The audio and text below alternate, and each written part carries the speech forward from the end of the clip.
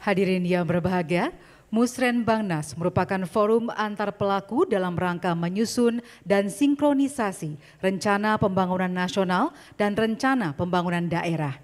Selanjutnya, marilah kita saksikan bersama penayangan video perencanaan pembangunan.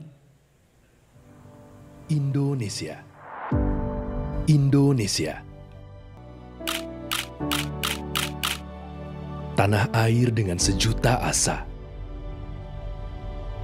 Kini bersiap mewujudkan visi bersama Indonesia Maju menuju Indonesia Emas 2045 dengan melaksanakan Rencana Pembangunan Jangka Menengah Nasional 2025-2029.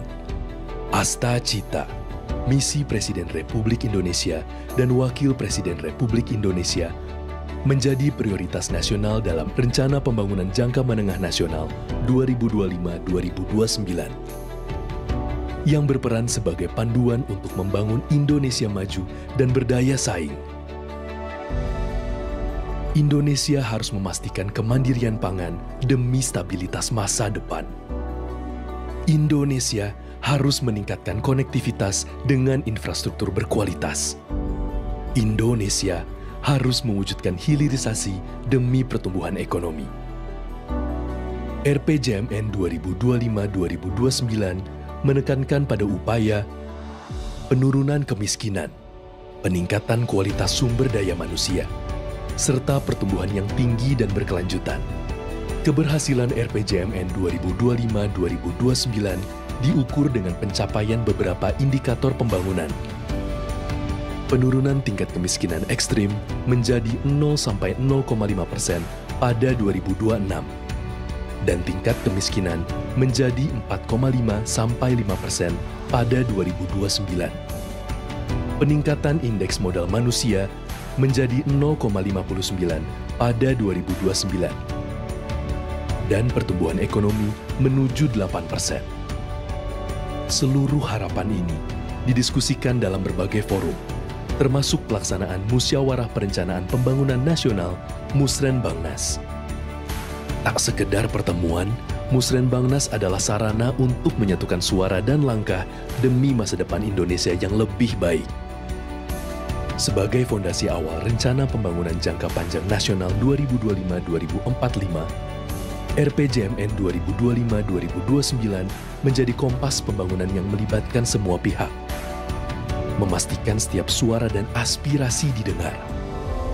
RPJMN 2025-2029 menjadi dasar hukum dalam penyusunan rencana strategis kementerian lembaga dan rencana kerja pemerintah. Rencana pembangunan jangka menengah daerah, provinsi, kabupaten, kota juga wajib selaras dengan RPJMN. Selain itu, RPJMN juga dapat menjadi acuan bagi badan usaha atau non-state actors. Bersama, kita melangkah maju, merencanakan pembangunan nasional yang adil, makmur, dan berdaya saing. Saatnya kita mendukung RPJMN 2025-2029 demi majunya Indonesiaku, Indonesiamu, Indonesia kita semua. Bersama Indonesia Maju, menuju Indonesia Emas 2045.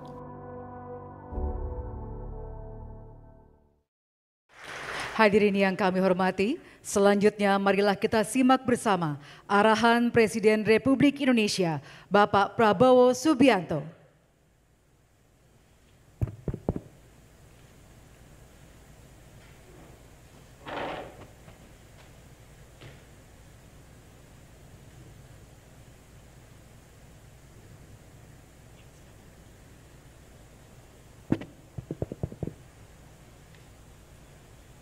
Bismillahirrahmanirrahim. Assalamualaikum warahmatullahi wabarakatuh. Selamat siang, salam sejahtera bagi kita sekalian. Shalom, salve om swastiastu, namo buddhaya, salam kebajikan, rahayu rahayu. Yang saya hormati Wakil Presiden Republik Indonesia, Saudara Gibran Raka Buming Raka, Menteri Perencanaan Pembangunan Nasional sebagai tuan rumah Profesor Dr. Insinyur Rahmat Pambudi. Ketua Dewan Perwakilan Daerah Republik Indonesia Saudara Sultan Bakhtiar Najamuddin. Ketua Komisi Yudisial Profesor Amzulian Rifai. Ketua Badan Pemeriksa Keuangan Republik Indonesia Ibu Isma Yatun yang mewakili.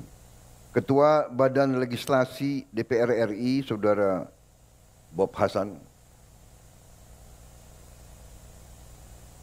Para Menteri Koordinator, para Menteri dan Wakil Menteri Kabinet Merah Putih, para Kepala Badan, Kepala Lembaga Pemerintahan, Jaksa Agung, Kepala BIN, Kapolri, Panglima TNI, Gubernur Lemhanas, Gubernur Bank Indonesia, Ketua KPK, Ketua BPKP, Ketua PPATK yang saya hormati, para gubernur dan pejabat gubernur, para kepala Badan Perencanaan Pembangunan Daerah, Sekretaris Daerah Provinsi, Bupati, Wali Kota, dan dari seluruh Indonesia, serta para rektor yang hadir secara langsung maupun melalui video conference.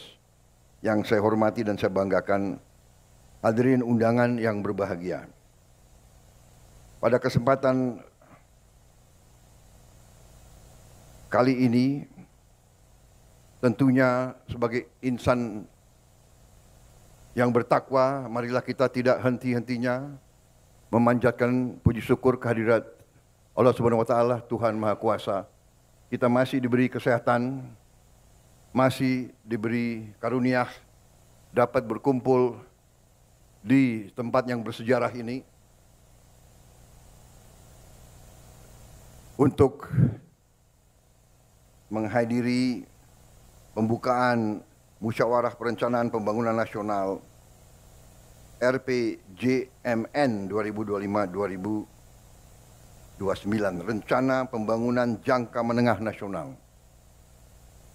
Dalam kesempatan kali ini saya ucapkan terima kasih kepada Kepala Bappenas dan seluruh jajarannya, serta seluruh Gubernur dan Kepala Badan Perencanaan Daerah, Pembangunan Daerah, yang telah bekerja keras menyusun dan menghasilkan rencana pembangunan jangka menengah ini. Saudara-saudara sekalian, dalam hidup bernegara ada beberapa filosofi bernegara yang bermuara kepada faham ekonomi.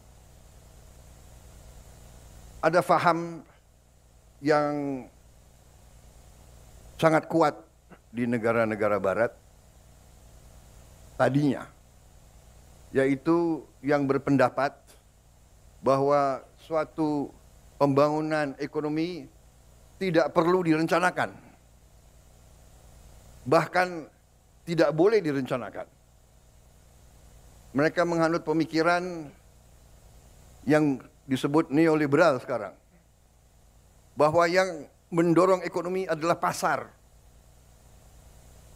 Pemerintah itu hanya sebagai regulator dan sebagai wasit.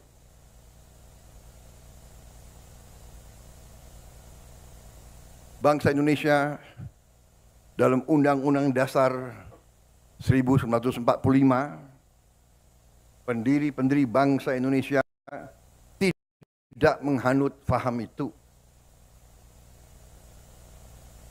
Pendiri negara ini menghanut faham bahwa perekonomian disusun atas dasar azas kekeluargaan. Pemerintah bukan hanya wasit, pemerintah bertanggung jawab. Pemerintah dipilih oleh rakyat. Pemerintah harus menjadi pengayom rakyat. Pemerintah harus jadi pemimpin pemerintah harus jadi pelopor, pemerintah harus menjadi pengelola, pemerintah harus memanage ekonomi, pemerintah harus menjaga segala kekayaan bangsa Indonesia.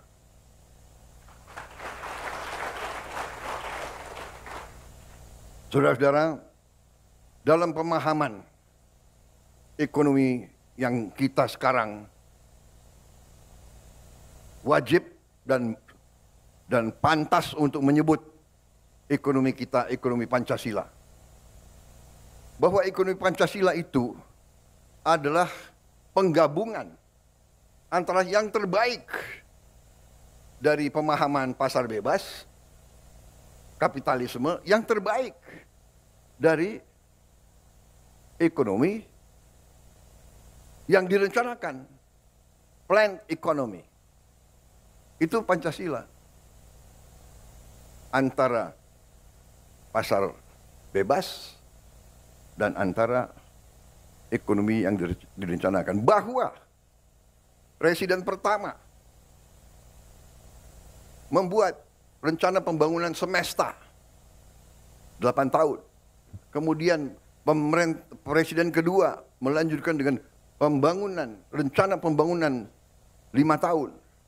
Bahwa kita berdiri di gedung ini, gedung Bappenas, ini mengingatkan kita bahwa ekonomi kita harus kita berpegang teguh. Ekonomi kita adalah ekonomi Pancasila, ekonomi yang berazas kekeluargaan. Bahwa kita masih teguh, masih berpegang bahwa pembangunan harus direncanakan. Kita mengerti dan kita paham bahwa belum tentu rencana yang terbaik mencapai sasaran 100%. Tetapi azas kehidupan bernegara mengajarkan kepada kita tanpa perencanaan kita tidak tahu arah yang harus kita lakukan. Dalam setiap organisasi, dalam hidup swasta, dalam korporasi pun harus ada perencanaan. Apa rencana strategis kita? Apa yang akan kita mencapai? Saudara-saudara sekalian, karena itu jelas bagi setiap pemerintah kita diarahkan oleh pembukaan Undang-Undang Dasar Negara Republik kita 1945. Kita diarahkan tujuan nasional yang ditetapkan oleh pendiri-pendiri bangsa kita, yang mendirikan bangsa ini melalui suatu pengorbanan, suatu perjuangan. Mereka merasakan imperialisme, mereka merasakan dijajah, mereka merasakan bahwa kita, warga negara Indonesia waktu itu adalah warga negara kelas 3, kelas 4.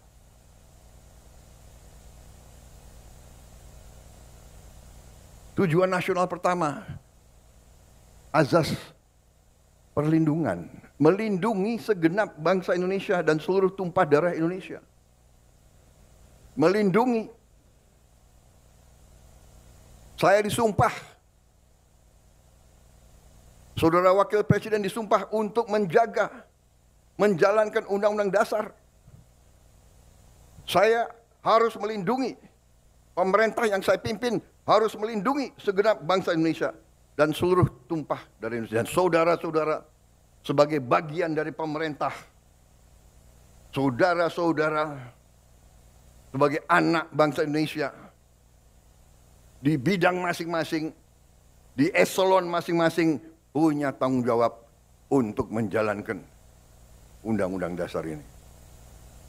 Kita harus melindungi rakyat kita.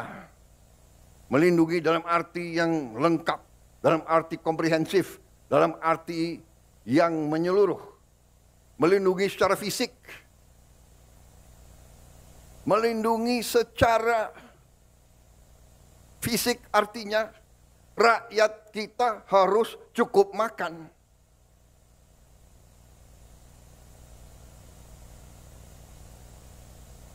Melindungi secara fisik rakyat kita harus cukup makan. Melindungi segenap tumpah darah artinya kita harus swasembada pangan. Bagaimana kita mau lindungi segenap bangsa kalau kita tidak bisa jamin makan? Tidak ada negara, tidak ada peradaban tanpa pangan. Saya ingatkan saudara-saudara sekalian. Mari kita kembali ke dasar pengetahuan. Jadi perencanaan pembangunan nasional ini penting. Tetapi dasar-dasarnya saya kira menjadi acuan bagi kita. Baru sesudah kita lindungi, tentunya setelah kita menjamin fisik daripada rakyat kita menjamin juga sumber-sumber kehidupan rakyat kita. Kita harus jaga tumpah darah kita, tanah air kita, yang kita nyanyi itu. Memajukan kesejahteraan umum, perintah undang-undang dasar, mencerdaskan kehidupan bangsa. Dan kita ikut melaksanakan ketertiban dunia. Kita juga berperanan. Tapi bagaimana kita berperanan kalau rumah kita tidak beres? Kalau dapur kita tidak beres? Jadi saudara-saudara, ini penting saya sampaikan karena upaya kita untuk swasembada pangan dan swasembada energi ini adalah dasar kedaulatan. Dasar kedaulatan. Begitu kita menjamin swasembada pangan kita dan insya Allah dalam beberapa tahun kita menuju swasembada energi harus. Karena ada budaya di bangsa Indonesia ini saya perhatikan, ya, segelintir tentunya, tapi kadang-kadang segelintir orang-orang yang menganggap dirinya pintar. Selalu meragukan kemampuan bangsa Indonesia. Rasa rendah diri.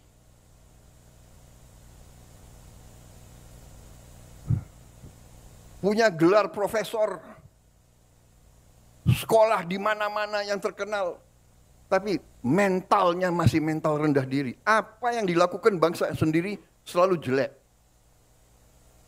Belum kita bekerja sudah mulai nyinyir. Gitu.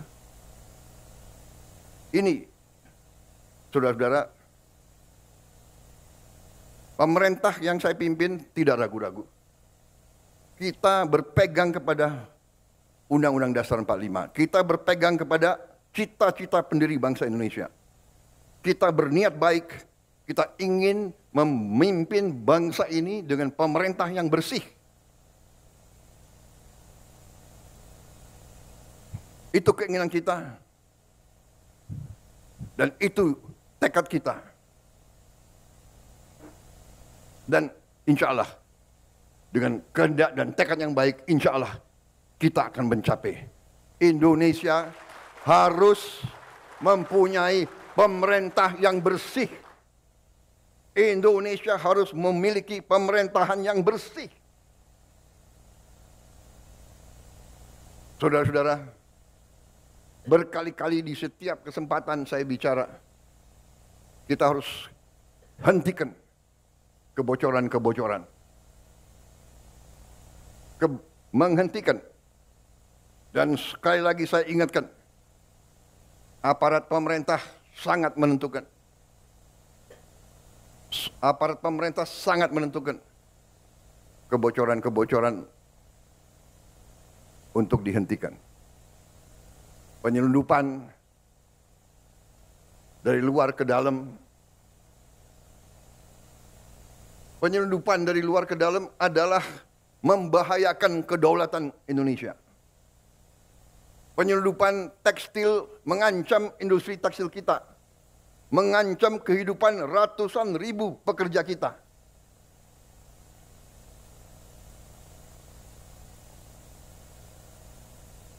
Saya nanti akan cari ahli-ahli hukum, apa wewenang yang bisa saya berikan kepada aparat. Apa kapalnya ditenggelamkan?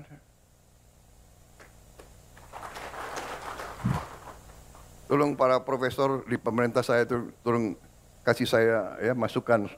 Nanti saya dibilang nggak ngerti hukum lagi. Gitu. Tapi kalau dia mengancam kehidupan rakyat Indonesia, kalau perlu kita tenggelamkan kapal-kapal itu. Dan saya mohon ya, kalau sudah jelas melanggar, jelas mengakibatkan kerugian triliunan, ya semua unsurlah. Terutama juga hakim-hakim ya, vonisnya jangan terlalu ringan lah.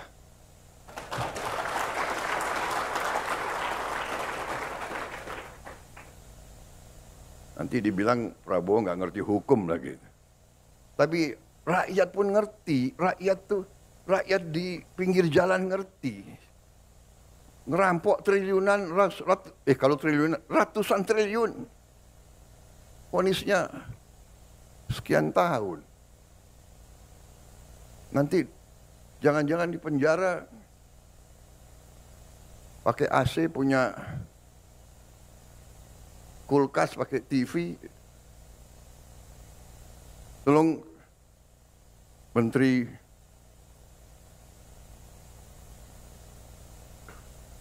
Pemasyarakatan ya, Jaksa Agung ya. Naik banding nggak? Naik banding ya? Naik banding. Vonisnya ya 50 tahun begitu kira-kira itu.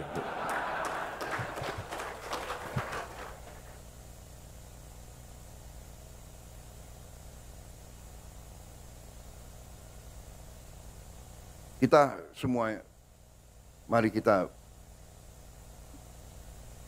kembali ke jati diri kita, kembali ke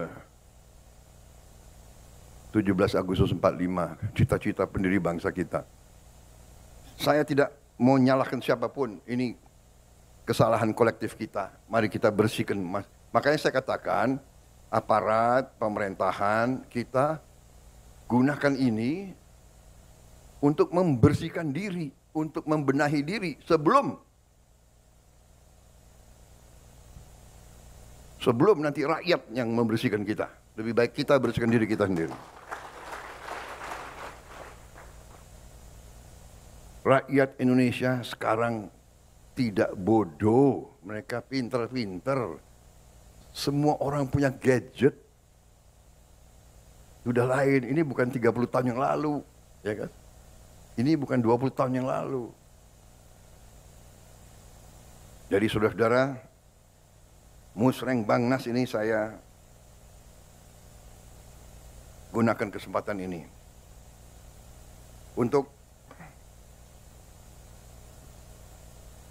tadi ucapan terima kasih, dan ini ada kesempatan untuk diperbaiki, saya kira ya kan, masukan dari daerah-daerah, dan juga saya minta kebesaran hati, kebesaran jiwa kita semua. Rakyat saya yakin akan sabar. Rakyat kita rakyat yang baik. Mereka mengerti siapa yang di atas jalan yang benar, siapa yang tidak di atas jalan yang benar. Saudara-saudara sekalian. Jadi marilah kita berbuat yang terbaik. Dalam arti perencanaan ini kita laksanakan dengan realisme, dengan hal-hal yang konkret. Ya. Terima kasih. Ada angka tadi, ya kita memang saya mencanangkan pertumbuhan 8%. Banyak yang tidak yakin dan tidak percaya. Ya kita buktikan.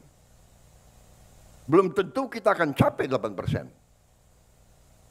Tapi sekali lagi, ya, pemimpin-pemimpin yang berani, pemimpin-pemimpin yang besar dalam sejarah pengalaman saya sendiri, dalam karier saya sebagai prajurit, kalau saya hadapi musuh yang berat,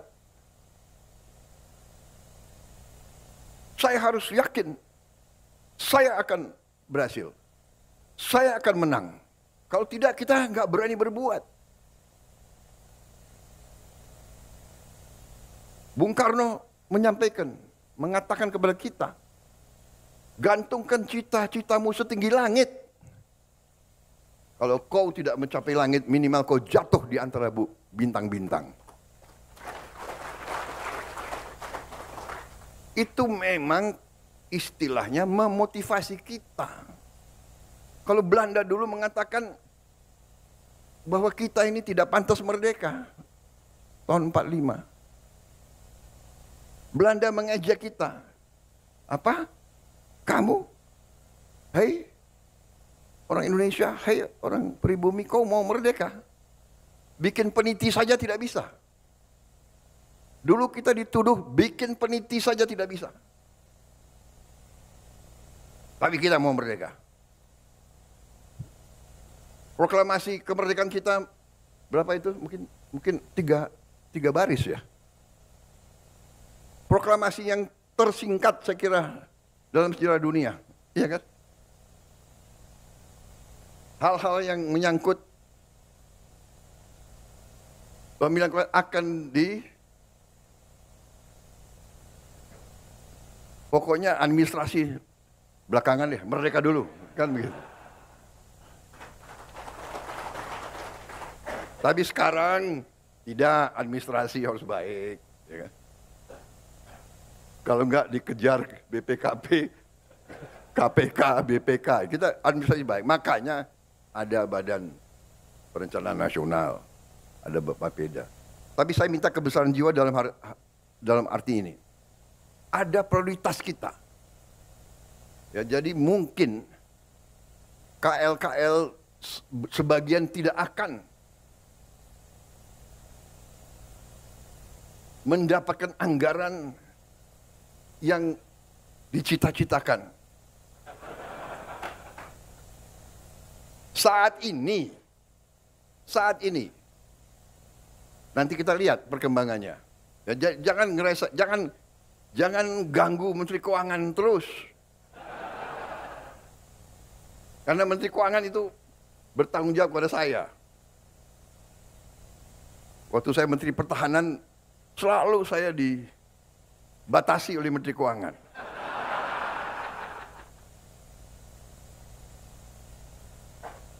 Sekarang yang lemes Pak Safri Samsudin. Kalau dia merasa dibatasi oleh Menteri Keuangan, nanti Menteri Keuangan mengatakan ini perintah Presiden.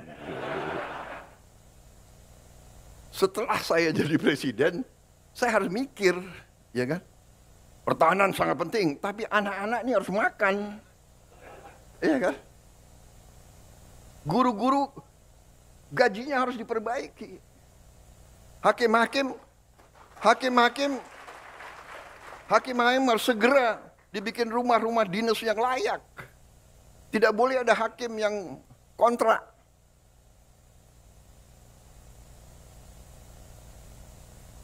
Menteri Perumahan ngangguk-ngangguk. Terima kasih Menteri Perumahan. Tambah rambut putih aku lihat kau itu. Baru 2 bulan udah. Tapi masih senyum, saya terima kasih. Jadi ini juga para gubernur, para bupati, ya, yang ikut rapat ini melalui video conference, saya mohon juga jiwa besar dan kesabaran. Mungkin ada beberapa yang harus kita dahulukan. Tapi percayalah ujungnya nanti gubernur bupati yang akan merasakan. Contoh, dana desa adalah sekarang 1 miliar 1 tahun. Benar ya? Dengan program makan bergizi, ya, itu nanti uang yang beredar di desa mungkin akan naik 5, 6, 7 kali. Saudara-saudara sekalian. Jadi bukannya kita akan tambah, tapi melalui mekanisme yang kita yakin harus sampai ke sasaran. Harus sampai ke sasaran. Dan untuk seluruh aparat, seluruh eselon, ya, budaya markup, budaya penggelumbungan proyek dan anggaran itu adalah korupsi.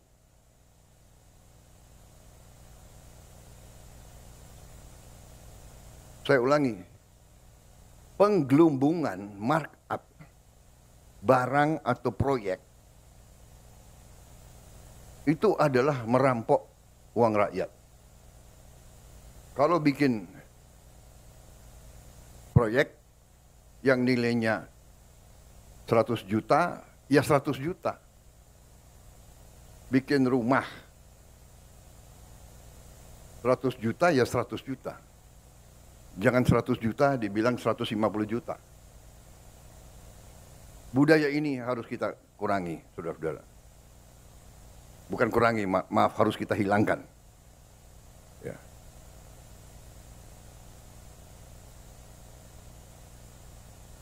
Saya tidak akan ulangi angka-angka, saudara sudah sering dengar ceramah saya, ya, apa itu ICOR, incremental capital output ratio kita terlalu tinggi.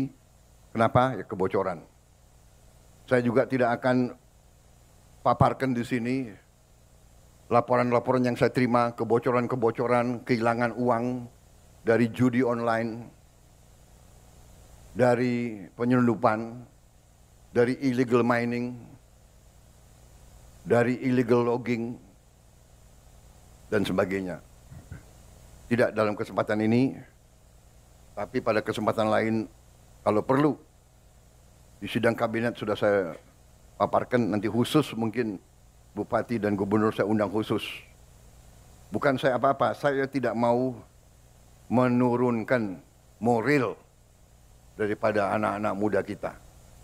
Tapi rakyat harus yakin, harus bertekad bahwa kita sekarang ingin melaksanakan pembangunan nasional dengan mengurangi segala bentuk kebocoran, manipulasi, markup, akal-akalan, dan sebagainya.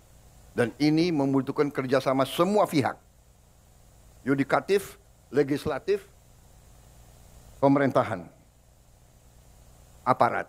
Semua kita harus kerjasama. Tadi saya katakan, ya, rakyat kita itu bukan rakyat yang bisa dibohongi terus. Sudah jelas kerugian sekian ratus triliun, vonisnya seperti itu. Ya, ini bisa menyakiti rasa keadilan.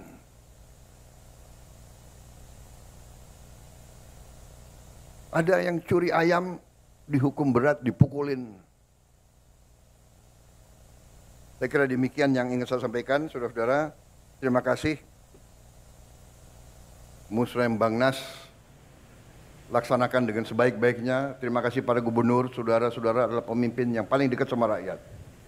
Saudara yang paling dekat, para bupati yang paling dekat, yang paling tahu masalah. Insya Allah dengan kita ngelola dengan baik, penghasilan untuk negara akan baik, real, dan tidak terlalu lama. Ya.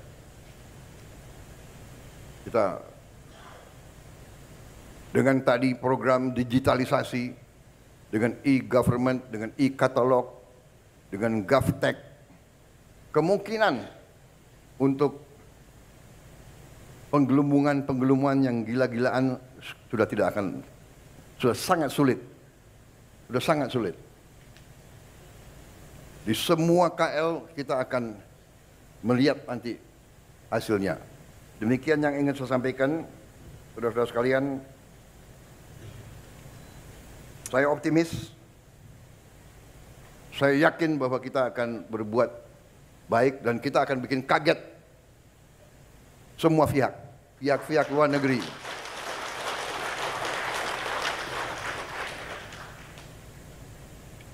Saya malah ditantang oleh ada pihak-pihak dari luar negeri yang tantang saya. Mereka yakin kita tidak mungkin 8%. Kalau mencapai 8%, saya akan dikasih makan malam gratis. Saya boleh pilih menunya. Saya akan pilih menu yang paling mahal. Tapi karena saya sudah saya harus mengurangi berat badan, jadi bagaimana itu? Terima kasih Bappenas dan seluruh jajarannya atas kerja keras saudara-saudara. Terima kasih Bapeda, Gubernur. Kita melangkah menatap hari besok dengan gagah, dengan keyakinan. Kita kompak, kita bersyukur kepada Tuhan. Bersyukur. Negara lain penuh kesulitan. Negara lain penuh ketegangan, pertikaian. Saya sampai, kalau keliling luar negeri, saya sampai merasa banyak negara terlalu berharap dari Indonesia. Saya sampai ngeri sendiri, terlalu berharap. Disangka kita ini sudah jadi apa begitu. Ya. Minta kami mohon ini, terutama mereka sangat membutuhkan kelapa sawit kita. Ternyata kelapa sawit jadi bahan strategis rupanya. Banyak negara itu takut tidak dapat kelapa sawit. Bayangkan. Jadi jagalah ya para bupati, gubernur, para pejabat tentara, polisi, jagalah kebun-kebun kelapa sawit kita. Di mana-mana itu aset negara. Dan saya kira ke depan kita juga harus tambah tanam kelapa sawit. Nggak usah takut. Apa itu katanya apa? Membahayakan apa itu? Deforestation, ya kan? Namanya kelapa sawit, ya pohon. Iya kan? Betul nggak? Kelapa sawit itu pohon, ada daunnya kan? Ya, dia keluarkan, dia menyerap karbon dioksida. Dari mana kok kita dituduh? Ya kan? Yang boten-boten aja itu orang-orang itu. Jadi kita baik-baik aja, kita tidak, bahkan mereka bingung waktu mereka mau apa tuh? Ngomong-ngomong mau batasi, kita nggak boleh apa? Eropa kan mau batasi, sekarang bingung sendiri. Saya bilang, oh terima kasih. Kita nggak jual ke Anda, terima kasih, saya bilang. Mereka panik sendiri di situ sekarang. Tuh, nanti semua industri coklat mereka kacau itu kan. Bikin coklat itu kan dari kelapa sawit itu. Sebagian dari deterjen, apa itu, kosmetik. Bingung sendiri mereka, nggak apa-apa. Saya kira itu dari saya, terima kasih. Wassalamualaikum warahmatullahi wabarakatuh.